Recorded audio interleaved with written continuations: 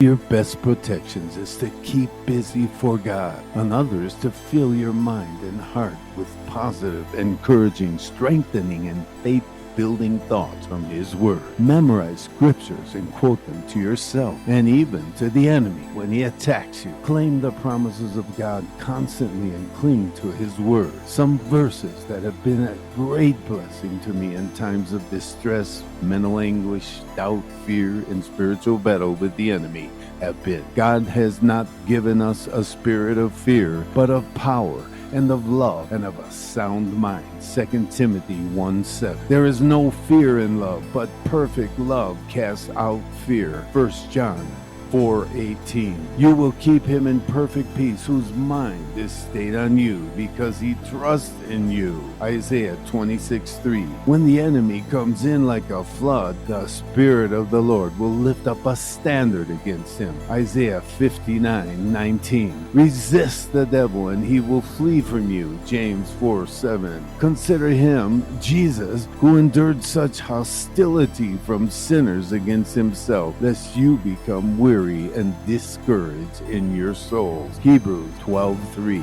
Present your bodies a living sacrifice, holy, acceptable to God, which is your reasonable service. And do not be conformed to this world, but be transformed by the renewing of your mind, that you may prove what is that good and acceptable and perfect will of God. Romans 12 verses 1 and 2. Psalm 23 has also always been a great comfort to me in time of need, to know that the Lord would never leave nor forsake me, nor leave me comfortless.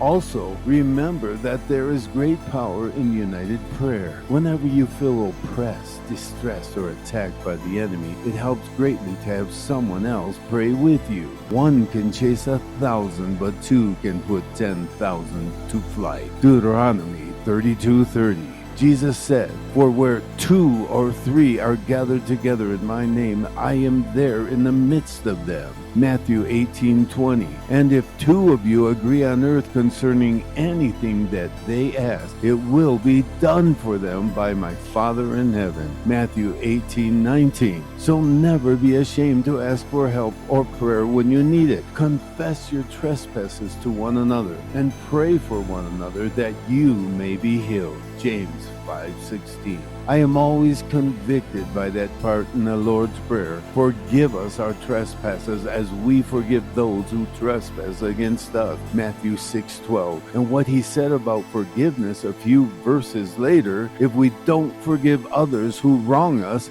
God can't forgive us. Matthew 6:15. So we must ask him in all humility to help us have mercy on others, knowing that we also must be forgiven for many sins. Remembering continually what sinners we are and how many mistakes we've made helps greatly to keep us humble and avoid a spirit of self-righteous pride, which causes us to criticize and condemn others. It helps to always remember we're all sinners and that we all make mistakes and that we must forgive one another, even as God, for Jesus' sake, has forgiven us. Ephesians 4:32. It is no longer you that live, but Christ that lives in you. Galatians 2:20. For you died, and your life is hidden with Christ in God. Colossians 3:3. When you feel so terribly discouraged or depressed, don't even think about taking your own life. God has already taken it. When you yielded your heart to Him and asked Him to take your life for His service, He did. And He's been trying to use it for His glory ever since, as much as you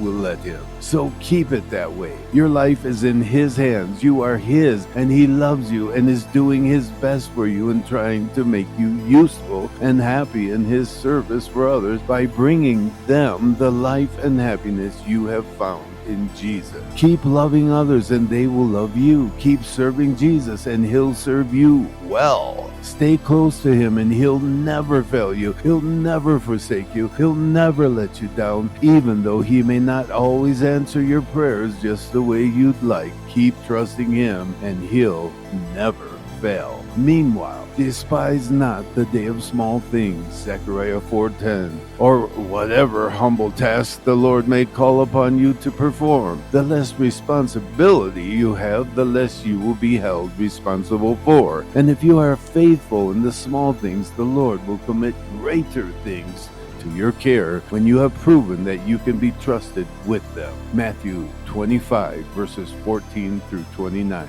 The parable of the talents. In everything give thanks. 1 Thessalonians 5:18. Be thankful for your many blessings in whatever state you find yourself, whether abounding or abasing. Be content. Philippians 4:11 and 12. Be content with such things as you have, for he himself has said, I will never leave you nor forsake you. Hebrews 13:5. Continue to be faithful, full of faith and love in Jesus. God bless and keep you and make you a blessing.